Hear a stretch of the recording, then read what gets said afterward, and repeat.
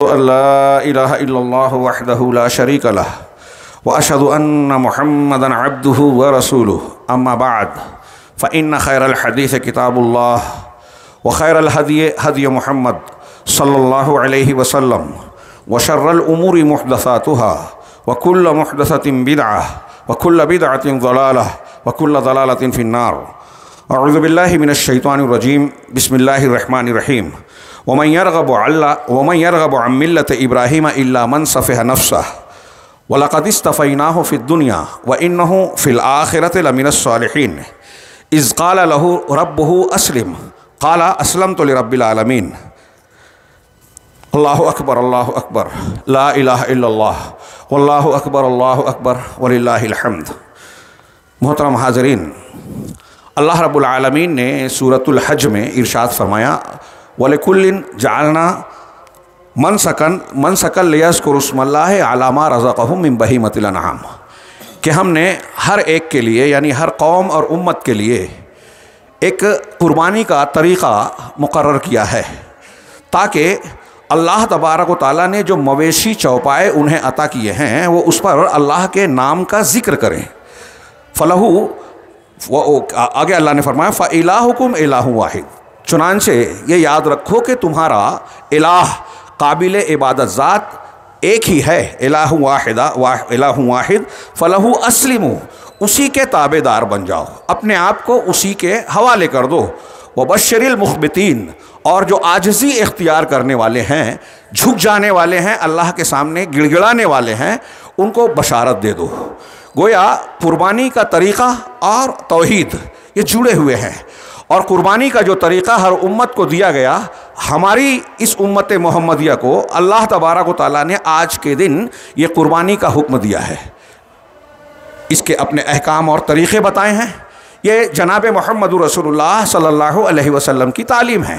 آج کا دن یعنی ذی الحجہ کی 10ویں تاریخ اور اس کے بعد کے 3 ایام جو عصر کی نماز تک 13ویں تاریخ کے، یہ قربانی کے اوقات ہیں. ان دنوں میں ہم اللہ کے اور رسول اللہ صلی اللہ علیہ وسلم کے حکم سے ان شریعت کے احکام و آداب کی پابندی کرتے ہوئے توحید، اللہ کی تحمید، تحلیل کے ترانوں کے ساتھ اس میدان میں حاضر ہوئے ہیں مرد اور خواتین. جو شریعت کا حکم ہے اس کے مطابق ہم نے 2 رکعت نماز ادا کی، یہ شریعت کا حکم ہے. اس سے فارغ ہو کر انشاءاللہ ہم میں سے مستطیع حضرات قربانی جو اللہ کے دین کا ایک بڑا شعار ہے اسے انجام دیں گے، اور پھر اس کے بھی تعلق سے احکامات شرع کا لحاظ کرتے ہوئے خود کھائیں گے، غربا، مساکین، محتاجوں، رشتہ داروں، مہمانوں کو کھلائیں گے انشاءاللہ. یہ اس قربانی کے ظاہری احکام ہیں جس پر بہت سارے لوگ ہمارے عمل کرتے ہیں.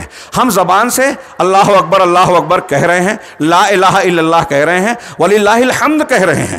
ہم زبان سے، ہم عمل سے، حرکات و سکنات کے ذریعے سے 2 رکعت نماز پڑھی، رکوع سجدہ کیا، اللہ کے سامنے جھک گئے. ہم قربانی کے وقت کہنے والے ہیں انشاءاللہ انی وجہت وجہی للذی فطر السماوات والارض، میں اسی ذات کی طرف رخ کر رہا ہوں جس نے آسمان و زمین کو پیدا کیا. ہاں، اور آگے کے جملوں میں کہا ان صلاتی و نسکی و محیایا و مماتی للہ رب العالمین، کہ میری نماز، میری قربانیاں، میری زندگی اور میری موت سب اللہ رب العالمین کے لیے ہے، لا شریک لہ، اس کا کوئی شریک نہیں. یہ الفاظ ذہن میں رکھیے، اور پھر یہ یاد رکھیے کہ انہی ایام میں عالم اسلام کی ایک بڑی تعداد اسلام کا ایک عظیم رکن حج بیت اللہ کے فریضے کو انجام دے رہا ہے. وہ ایک ہی لباس میں احکام اور آداب کی، شرعی احکام و آداب کی پابندی کرتے ہوئے اس رکن عظیم میں جو احکام، جو اعمال بتائے گئے اسے انجام دے رہے ہیں مختلف مقامات پر، مقامات حج میں، اور وہاں پکار رہے ہیں لبیک اللہم لبیک، پروردگار میں حاضر ہوں، تیری دعا کو قبول کرتا ہوں، تیرے حکم کو بار بار بجا لانے کا عہد و پیمان کرتا ہوں، میں حاضر ہوں. ان الحمد والنعمت لک والملک، ساری ہم تعریف اور ساری نعمتیں اور ساری سلطنت سب تیرے لیے ہے، لا شریک لک، تیرا کوئی شریک نہیں ہے. یہ حاجی حجاج کرام ان الفاظ کے علاوہ اللہ رب العالمین کی تحلیل، تکبیر، ذکر و اذکار اور مختلف اعمال انجام دیتے ہیں. یہ سارے اعمال، وہ مقامات، یہ قربانی ہمیں جوڑتی ہے توحید سے، یہ بتاتی ہے کہ ہمارے دین کی بنیاد توحید ہے، اور یہ عید الاضحیٰ کو بطور تہوار، بطور خوشی کا دن جو اللہ رب العالمین نے ہمیں دیا ہے، اس توحید کو تازہ اور جدید بنانے کے لیے ہے۔ اور یہ توحید جب ہماری جدید ہوگی تو ہمیں زندگی کے مسائل کو حل کرنے میں آسانیاں ہوگی، دنیا میں بھی ہمارے لیے آسانیاں ہوگی، اور دنیا کے بعد کے سفر میں بھی ہمارے لیے کامیابی کا امکان روشن ہوگا۔ چنانچہ اس توحید کی بنیاد پر ایک چیز اور جوڑی گئی کہ اس توحید کو آپ صرف زبان سے کلمات ادا کر کے، زبان سے لبیک اللہ اکبر کہہ کے، 2 رکعت شکرانہ ادا کر کے، ان صلاتی و نسکی کہہ کر، یہ کافی نہیں ہے تمہاری توحید کا، تمہارا ملت ابراہیمی کی پر، بلکہ ان الفاظ میں تمہارے اندر وہ جذبات، وہ روح، وہ معنویت ہونی چاہیے جو سیدنا ابراہیم علیہ السلام اور ان کے خانوادے میں دیکھی گئی، اور اس کو بطور نمونہ اللہ تعالیٰ نے پیش کیا۔ اور اللہ تک رسول صلی اللہ علیہ وسلم جو سید المرسلین ہیں، ان کو خطاب کر کے کہا ثم اوحینا الیک ان اتبع ملت ابراہیم حنیفا، کہ پھر ہم نے آپ کی طرف یہ وحی کی کہ آپ ملت ابراہیمی کی پیروی کیجئے۔ ان اتبع ملت کیا ہے؟ وما کان حنیفا، یکسو ہو کر، سارے لوگوں سے کٹ کر صرف اللہ سے تعلق جوڑے، سارے لوگوں کو چھوڑ کر صرف اللہ پر بھروسہ کرے، اسی سے محبت کرے، اسی سے لاؤ لگائے، اسی سے مانگے۔ وما کان من المشرکین، اور وہ مشرکین میں سے نہیں تھے، موحدین میں سے تھے ابراہیم علیہ السلام۔ اللہ تبارک و تعالیٰ نے اس آیت کریمہ میں جو میں نے خطبہ مسنونہ کے بعد پڑھی، وَمَن يَرْغَبُ عَن مِّلَّةِ إِبْرَاهِيمَ إِلَّا مَن سَفِهَ نَفْسَهُ، یہ ملت ابراہیمی کیا ہے؟ اللہ تعالیٰ نے کہا کہ جو اس ملت ابراہیم سے بے رغبتی بردے گا، ہٹے گا، وہ وہی شخص ہے جس نے اپنے آپ کو بے وقوف بنا لیا، جو جاہل ہے، بے وقوف ہے، نادان ہے۔ قرآن کہہ رہا ہے الا من سفہ نفسہ، جس نے اپنے آپ کو بے وقوف بنا رکھا ہے، جو محض بے وقوف ہے، بس وہی ہے جو ملت ابراہیمی سے منہ موڑتا ہے۔ ملت ابراہیمی کیا ہے؟ یہ دین محمدی ہے۔ اللہ تبارک و تعالیٰ نے ہی ارشاد فرمایا قرآن مجید سورۃ الانعام میں، نبی کریم صلی اللہ علیہ وسلم سے کہا کہ قل، آپ کہیے، اننی ہدانی ربی الی صراط مستقیم، کہ میرے پروردگار نے مجھے صراط مستقیم کی طرف رہنمائی کی ہے۔ کون سا صراط مستقیم؟ دیناً قیمم، ایک مستحکم مضبوط سیدھا دین ہے۔ دیناً قیمم ملت ابراہیم حنیفہ، ملت ابراہیمی ہے جو صرف اللہ کی طرف رخ کرنے والی تعلیم دیتی ہے، عمل سکھاتی ہے۔ وما کان من المشرکین، اور وہ مشرکین میں سے نہیں تھے۔ یہ ہے ملت ابراہیمی۔ اس سے انحراف کرنا، قرآن کی آیت کہہ رہی ہے کہ بے وقوفی ہے۔ جو ملت ابراہیمی سے ہٹے گا وہ بے وقوف ہے، نادان ہے، جاہل ہے، اپنا نقصان کرنے والا ہے، نامکمل ہے۔ اور جو اپنے آپ کو عقل مندوں کے خانے میں ڈالنا چاہتا ہے، کامیاب بننا چاہتا ہے، اللہ کا مقرب بننا چاہتا ہے، اسے ملت ابراہیمی کی پیروی ہر حال میں کرنی ہوگی۔ اس کے بغیر چارہ نہیں ہے، اس کے بغیر کامیابی نہیں ہے۔ اللہ رب العالمین نے آگے فرمایا وَلَقَدِ اسْتَفَيْنَاهُ فِي الدُّنْيَا وَإِنَّهُ فِي الْآخِرَةِ لَمِنَ الصَّالِحِينَ، ہم نے دنیا میں ابراہیم کو چن لیا، نبوت دی، خلیل بنایا، اور ان کو اعلیٰ ترین مقام سے نوازا، عزت بخشی۔ یہود نصارہ ہی نہیں، مسلمان ہی نہیں، یہود و نصارہ بھی ان کی عزت کرتے ہیں، اپنے آپ کی طرح ان کی نسبت کرتے ہیں، یہاں تک کہ مشرکین مکہ بھی اپنے آپ کو ملت ابراہیمی کا پیروکار بتاتے تھے۔ لیکن ملت ابراہیمی کا پیروکار کون ہے؟ حضرت ابراہیم نہ یہودی تھے نہ نصرانی، ما کان ابراہیم و یہودی ولا نصرانی، نہ یہودی تھے نہ نصرانی تھے، حنیف تھے، توحید والے تھے، مشرکین میں سے نہیں تھے، مشرک بھی نہیں تھے مکہ والوں۔ حضرت ابراہیم علیہ السلام کا سے تعلق کے حقدار کون ہیں؟ ان اول الناس بابراہیم الذین اتبعوہ وہذا النبی، ابراہیم سے تعلق کے زیادہ لائق وہ ہیں جو ایمان لائے، اور یہ نبی ہیں، ایمان والے اور نبی۔ تو اب ہمارا اور آپ کا تعلق کیا ہے؟ کیا ہم ملت ابراہیمی پر ہیں؟ میں نے کل جمعہ کے خطبے میں بیان کیا کہ یہ بار بار دہرایا جاتا ہے۔ ہم میں سے بہت سے لوگ سوچتے ہیں کہ ہم تو یہ بار بار سنتے ہیں، لیکن حقیقت میں غور کریں کہ بار بار سننے کی اور ان واقعات اور ملت ابراہیمی کے ان دروس و اسباق کی ہماری زندگی کے ہر موڑ، ہر پہلو پر ضرورت ہے۔ ہمارے سامنے جو بھی مسائل ہیں، مشکلات ہیں، پریشانیاں ہیں، گھر سے لے کر سماجی زندگی میں، قومی اور ملی زندگی میں، اجتماعی معاملات میں، ہر جگہ آپ کو ملت ابراہیمی کی پیروی ملے گی۔ اپنے بچے کی تربیت کرنا ہے تو ابراہیم علیہ السلام کو دیکھیے کہ دعا مانگ رہے ربی حبلی من الصالحین، بیٹا اچھا نیک بیٹا دے پروردگار، یعنی اللہ سے مانگا جائے۔ اور بزرگوں پیروں سے نہیں، ابراہیم علیہ السلام سے بڑھ کر کون ہوگا؟ نبی کریم صلی اللہ علیہ وسلم کے بعد سب سے اعلیٰ درجے کے۔ لیکن اللہ سے اولاد مانگ رہے ہیں، ہمارے یہاں بہت سے لوگ غیر اللہ سے مانگ رہے ہیں۔ اللہ سے مانگا تو صالح اولاد مل گئی تو دعا مانگی، वजुनुबनी व बनी अन नअबुदल असनाम, कि मुझे और मेरे बच्चों को इस बात से बचाना कि हम बुतों की परस्तिश करें। इब्राहिम अलैहिस्सलाम कह रहे हैं, इमामुल हुनफा कह रहे हैं कि हमें बुत परस्ती से बचाना। कितना चौकन्ना रहने वाली चीज़ है शिर्क से बचाव के लिए। रब्बे इन्नहुन्ना अज़लल्ना कसीरा मिनन नास, के ये इन बुतों ने बहुत सारे लोगों को गुमराह किया है। मुझे बचाना, मेरे बेटों को बचाना।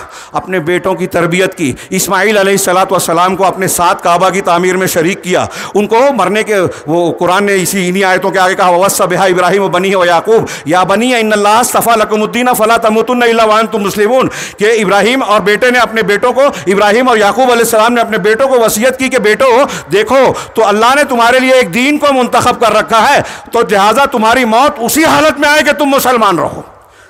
क्या हम अपने बच्चों के ताल्लुक से इब्राहिम की इस मिल्लत पर अमल कर रहे हैं? अपने बच्चों के लिए शिर्क से बचने की दुआ करते हैं, कोशिश करते हैं, नेक कामों में उनको शरीक करते हैं, नमाज पढ़ने के लिए मस्जिद में साथ में ले जाते हैं, उन्हें बुरी बातों से, झूठ से, ग़ीबत से, चुगली से, बुराइयों से रोकते हैं।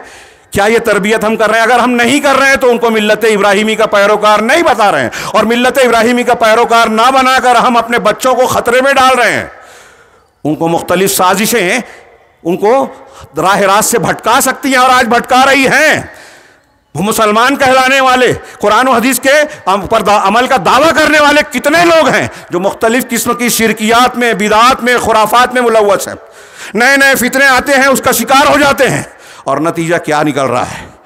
मिल्लत इब्राहिमी। वक्त नहीं रहता है, बहुत कम वक्त, मैं सिर्फ नतीजे की बात करता हूँ। वाक़यात आप ध्यान में लाइए कि हज़रत इब्राहिम अलैहिस्सलातु वस्सलाम की ज़िंदगी का पूरा वाक़या देखिए। मुशरिकाना माहौल में पैदा हुए, गौर व फिक्र किया तन्हा, अक्सरियत नहीं देखी कि इतने लोग हैं तो यही सही होंगे। मेरे बाप शिर्क बुत बनाते हैं, बुत की पूछते हैं तो वो सही होंगे। बाप दादा की बात दलील नहीं है, अक्सरियत की बात दलील नहीं है। इब्राहिम अलैहिस्सलाम ने अकल का इस्तेमाल किया, दलाइल पर गौर किया और तौहीद को इख्तियार किया। अपने बाप को नसीहत की, घर से निकाल दिया गया, घर से निकल गए, मुशरिक घर को छोड़ दिया। अपनी कौम को नसीहत की, नहीं समझे, बुतों को, यहां तक के बुतों को तोड़ दिया, नहीं समझे, आग में डाला गया। किसी और पर भरोसा नहीं किया, अल्लाह पर भरोसा किया और कहा हस्बुनल्लाहु व निअमल वकील, हमारे लिए अल्लाह काफी और बेहतरीन कारसाज है। हिजरत करने पर मजबूर हुए, घर छोड़ दिया, वतन छोड़ दिया। रास्ते में एक जालिम बादशाह मिला, बीवी पर हाथ डालने की कोशिश की, अल्लाह ने बचाया। फिर वहां जब जाकर सुकूनत इख्तियार की, औलाद मांगी, अल्लाह ने औलाद दिया। फिर अभी शीर खार है, बीवी और बच्चे से कहा कि क्योंकि बीवी और बच्चे को बेआब हो गया वादी में मक्का के छोड़ आए। दुआएं की, मैं वाक़यात की तरफ इशारा कर रहा हूँ। फिर उसके बाद बच्चा चलने फिरने लगा तो उससे कहा कि जो है अल्लाह ने हुक्म दिया है कि तुमको ज़बह करूँ, तुमको कुर्बान करूँ। इस पर भी तैयार हो गया, छुरी चला दी गर्दन पे। यह अलग बात है कि अल्लाह ने चलने नहीं दी। एक मरतबा मिलने गए, बीवी की नाशुक्री देखी, अपने बेटे से कहा कि घर की चौखट बदल दो, सलाम कहना और कहना कि चौखट बदल दो। उसी बीवी से पैगाम दिया। ये दीनदारी और तरबियत कि अपने बेटे को दीनदार खातून को इंतखाब करने पर उकसाया जाए। बददीन हो, नाशुक्री हो तो उसको छोड़ दिया जाए, दीन को तरजीह दी जाए। यह है इस्लामी तरबियत, है यह मिल्लत इब्राहिमी। अब यहाँ मैं ये अर्ज़ करना चाहता हूँ कि हमने देखा इब्राहिम अलैहिस्सलातु वस्सलाम ने मुशरिक बाप को, कौम को, घर को छोड़ा। अल्लाह तबारक व तआला ने नबी की औलाद दे दी, हज़रत इसहाक, इसहाक के बाद याकूब अलैहिस्सलाम, हज़रत इस्माइल, और फिर सारी नबूवत उसके बाद आप ही की नस्ल में आई। उसके बाद किसी और दूसरे ख़ानदान में नबूवत और किताब नाजिल नहीं हुई, नबूवत नहीं दी गई। कितना बड़ा आला मकाम है। अल्लाह के लिए मुशरिकीन को, रिश्तेदारों को छोड़ा, कुर्बान किया। अल्लाह ने दुनिया में भी इंतहाई आला मकाम की औलाद और नस्ल दी। अल्लाह के लिए कौम से लड़ गए, आग में डाला जाने लगा। अल्लाह ताला ने आग को कहा या नारो कूनी बरदम व सलामन अला इब्राहिम, ऐ आग इब्राहिम पर ठंडी और सलामती वाली बन जा। यहाँ मैंने अर्ज़ किया कि हमारी ज़िंदगी से जोड़ और ताल्लुक़ है। आज हमारे और आपके ख़िलाफ़ पूरी दुनिया के गैर मुस्लिम आदाए दीन किसी न किसी साजिश और तरीक़े में मुब्तला हैं, इख्तियार किए हुए हैं। कहीं बम बरसाए जा रहे हैं, कहीं घरों पर बुलडोज़र चलाए जा रहे हैं। किसी रियासत में हमारे यहाँ जो है मुसलमानों को चुन चुन कर जो है वो मुंतखब करके बॉर्डर पर छोड़ रहे हैं कि आप गैर मुल्की हो, बाहर निकल जाओ। अभी ताज़ा खबरें हैं, हमारे घरों पर बुलडोज़र चल रहे हैं, हमारी औकाफ़ के ख़िलाफ़ कानून बन गया है। और अभी इस सिलसिले में जो चालबाजियाँ हो रही है, हम और आप जानते हैं, लोग सहमे डरे हुए हैं हमारे ख़िलाफ़ कदम कदम पर, इसलिए कि हम मुसलमान हैं। हमारे ख़िलाफ़ आग जलाई जा रही है, जैसे इब्राहिम अलैहिस्सलाम के लिए जलाई गई। लेकिन अल्लाह ने हज़रत इब्राहिम की आग को तो ये कहा कि ठंडी हो जा, और वो ठंडी सलामती वाली बन गई। हमारे लिए जो आग जगह जगह जलाई जा रही है वो हमें झुलसा रही है, परेशान कर रही है। اور ٹھنڈی ہوتی نظر نہیں آتی۔ فلسطین کا غزہ کھنڈر بن گیا، دوسرے مقامات پر ہم دیکھ رہے ہیں کتنے مسلمان جیلوں میں ہیں، کتنوں کو مارا جا رہا ہے، کتنے سازشوں کا شکار ہے، کتنے اپنے عقیدے برباد کر رہے ہیں، جگہ جگہ ہم استعمال ہو رہے ہیں، کھلواڑ بنائے جا رہے ہیں۔ چنانچہ حضرت ابراہیم کی ملت کی پیروی میں ہمارے لیے درس ہے کہ آپ کے خلاف جو آگ جلائی جا رہی ہے، آپ اللہ پر ایمان اور توحید تو اختیار کرو، اللہ پر بھروسہ تو کرو، یہ دل کی گہرائیوں سے کہو حسبنا اللہ و نعم الوکیل، کوئی آگ آپ کو جلا نہیں سکے گی۔ حضرت ابراہیم علیہ السلام نے اللہ کے لیے گھر چھوڑا، بیوی کے ساتھ اکیلے نکلے ہیں، بادشاہ نے گرفتار کیا، بری نظر سے ہاتھ بڑھایا، اللہ نے زمین میں دھسا دیا، ابراہیم علیہ السلام کی عزت کی حفاظت کی، عزت کی حفاظت کی۔ غور کیجئے ہاں کہ اگر اکیلے بھی ہیں، طاقت نہیں ہے، بہت بڑی سیاسی قوت، ڈگری نہیں ہے، یہ نہیں ہے، وہ نہیں ہے، ایمان ہے، اللہ پر بھروسہ ہے، بادشاہ کی طاقت سے اللہ نے عزت بچائی۔ آج ہماری عزتیں محفوظ ہیں، ہماری مسجدیں محفوظ ہیں، مدارس پر بلڈوزر چل رہے ہیں، سیل لگ رہی ہے، تالے لگ رہے ہیں، ہم چیخ چلا رہے ہیں۔ میں یہ عرض کرنا چاہتا ہوں کہ ہمارے جو اجتماعی انفرادی جتنے بھی مسائل ہیں ان کا حل ملت ابراہیمی کی پیروی میں ہے۔ یہ تہوار ہمیں اس کا سبق دیتا ہے۔ اللہ رب العالمین سے دعا ہے کہ وہ ہمیں ملت ابراہیمی کا سچا پیروکار بنائے، اور آج جو ہم شعائر اسلام کے ادائیگی کرنے جا رہے ہیں، یعنی یہاں حاضر ہونے کے بعد جو قربانی کے عمل کو انجام دینے جا رہے ہیں، پروردگار اس قربانی میں ہمیں سچا تقوی اور اخلاص عطا فرما۔ لن ینال اللہ لحومها ولا دماؤها ولکن ینالہ التقوی منکم، تمہاری قربانی کے گوشت اور اس کے ظاہری چیزیں نہیں پہنچتی، بلکہ تمہارے دل کا تقوی پہنچتا ہے۔ ہم یہ دیکھتے ہیں کہ قربانی کا جانور اچھا ہو، فربا ہو، بہت صحیح ہے، اچھی بات ہے، ظاہری طور سے ہم نے دیکھ لیا، لیکن یہ بھی دیکھنا چاہیے کہ اس جانور کو خریدنے کے لیے جو مال ہے وہ حلال ہونا چاہیے، اللہ کا پسندیدہ ہونا چاہیے، ہماری نیت میں اخلاص ہونا چاہیے۔ سیدنا ابراہیم علیہ السلام، حضرت ہاجرہ، حضرت سارہ کے چلے جذبات ہونی چاہیے۔ میں نے ایک چیز چھوڑ دی کہ حضرت ابراہیم علیہ السلام کی زندگی میں دیکھیے اولاد نہیں تھی، بزرگوں سے نہیں مانگا، اس سے نہیں مانگا، اللہ سے مانگا۔ کل کے خطبے میں نے بیان کیا قرآن کے حوالے سے، کئی جگہ قرآن میں ہے، سورہ ہود میں، سورہ حجر میں، سورہ زاریات میں، کہ دو فرشتے حضرت ابراہیم کے گھر آتے ہیں قوم لوط کو عذاب دینے سے پہلے، حضرت ابراہیم کے گھر آتے ہیں اور اسحاق کے بعد یعقوب علیہ السلام کے پیدا ہونے کی بشارت دیتے ہیں۔ حضرت سارہ کھڑی کھڑی سنتی ہیں، تعجب کرتی ہیں، حیرت سے کہتی ہیں فسکت کیا ہے، فاقبلت امرأتہ فی سرۃ فسکت وجہہا وقالت عجوز عقیم، کہ میں بوڑھی ہوں، بانجھ ہوں، اور سورہ ہود میں کہا کہ وہذا بالی شیخا، یہ میرے شوہر بھی بڑھاپے میں ہیں، کیا اس کے بعد اولاد ہوگی؟ فرشتوں نے کہا کیا اللہ کے حکم سے تم کو تعجب ہے؟ اللہ کا یہ فیصلہ ہو چکا ہے۔ خوشی دونوں کو ہوئی۔ آپ غور کیجئے کہ آپ اگر صحیح ہوں گے، ابراہیمی ملت کے پیروکار ہوں گے، تو فرشتے گھر آ کے آپ کو بشارت دیں گے۔ حضرت ابراہیم علیہ السلام کے گھر فرشتے آئے اور بشارت دی، اور بڑھاپے میں اولاد دی۔ یہ حضرت ابراہیم کا معجزہ تھا، حضرت سارہ علیہ السلام کی کرامت تھی، جو قرآن میں بیان کی گئی ہے کہ بڑھاپے میں جب اولاد سے نا امیدی ہو گئی، اولاد دی گئی، لہٰذا ہم کو اگر اولاد چاہیے، روزگار چاہیے، پریشانیوں سے، بیماریوں سے علاج، شفا اور چھٹکارا چاہیے، تو ملت ابراہیمی کے پیروکار بنے، اللہ سے مانگیں۔ اللہ رب العالمین اپنے سچے بندوں کے اٹھے ہوئے ہاتھ کو خالی لوٹانے سے شرماتا ہے۔ آئیے ہم اور آپ اللہ کے جناب میں ہاتھ اٹھائیں اور اللہ سے دعا کریں، اللہم صلی علی محمد وعلی آل محمد کما صلیت علی ابراہیم وعلی آل ابراہیم انک حمید مجید، اللہم بارک علی محمد وعلی آل محمد کما بارکت علی ابراہیم وعلی آل ابراہیم انک حمید مجید۔ اے اللہ ہماری قربانی کو شرف قبولیت عطا فرما، ہمارے اندر اخلاص دے، توحید دے، ہمیں اس اخلاص اور توحید کی برکت سے زندگی کے ہر معاملے، اپنے زندگی کے تمام معاملات کو سنوارنے، سدھارنے کی توفیق دے، گناہوں سے تیرے جناب میں رجوع اور توبہ کرنے کی توفیق دے، ہمارے تمام گناہوں کو ظاہر ہو، باطن ہو، چھوٹے ہوں، بڑے ہوں، یہاں جتنے لوگ ہیں ان سب کی طرف سے ہم دعا کرتے ہیں پروردگار کہ سارے لوگوں کے گناہوں کو معاف فرما دے، بخشش فرما دے۔ ہم گنہگار ہیں، خطا کار ہیں، لیکن تیرے ہی بندے ہیں، تیرے ہی نام لیوا ہیں۔ تو اپنے بندوں کے تعلق سے تو کہتا ہے میں مجھ سے مانگو میں دوں گا، لہٰذا تجھ ہی سے مانگ رہے ہیں، ہم اپنے لیے بھی مانگ رہے ہیں۔ ہم میں سے جو شخص پریشان ہے اس کی پریشانی کو دور کر دے، جو بے قصور قید و بند کی صعوبتیں جھیل رہے ہیں، مسلمان بچے، نوجوان، بوڑھے، عورتیں، خواتین، پروردگار ان کی رہائی کی شکل پیدا کر دے۔ ہم میں سے جو لوگ گزر چکے، جن کے رشتہ دار چلے گئے، جس کے والدین، بھائی، بہن، بیٹے اور دوسرے رشتہ دار تیرے جناب میں ہم کو چھوڑ کر چلے گئے اور ان کے اعمال کا سلسلہ منقطع ہو گیا، پروردگار پروردگار ہم ان کی طرف سے تیرے جناب میں بخشش مانگتے ہیں، انہیں اپنی رحمت میں ڈھانپ لے، ان کی قبر کو کشادہ فرما دے، ان کو اعلیٰ درجات دے، انہیں فتنہ قبر، عذاب قبر اور آخرت کے ہر قسم کے گھبراہٹ اور خوف سے اور عذاب سے تو ان کو محفوظ بنا دے۔ پروردگار ہم میں سے جو مقروض ہیں ان کے قرض کی ادائیگی کی صورت عطا کر دے، ہم میں سے جو بھٹکے ہوئے ہیں، گمراہ ہیں، انہیں رائے راست کی طرف لوٹنے اور اسے اختیار کرنے کی توفیق عطا فرما، ہمیں اپنے گھروں کو اسلامی گھر بنانے، اسلامی ماحول دینے کی توفیق عطا فرما۔ ہم سے جو بھی غلطیاں ہوئی ہیں اور ان غلطیوں کے عوض میں پروردگار ہم مختلف قسم کی پریشانیاں، مصیبتیں، دشمنوں کا تسلط جھیل رہے ہیں، پروردگار اس سے تو ہمیں آزاد فرما، اس سے تو ہمیں جو ہے نجات دے اور چھٹکارا عطا فرما۔ اے اللہ ہمارے ہر گناہ کو بخش دے، ہماری ہر مصیبت کو دور کر دے، ہم میں سے جو زندہ مردہ ہیں ان تمام کی بخشش فرما دے، ہر مقروض کے قرض کی ادائیگی کی شکل فرما دے۔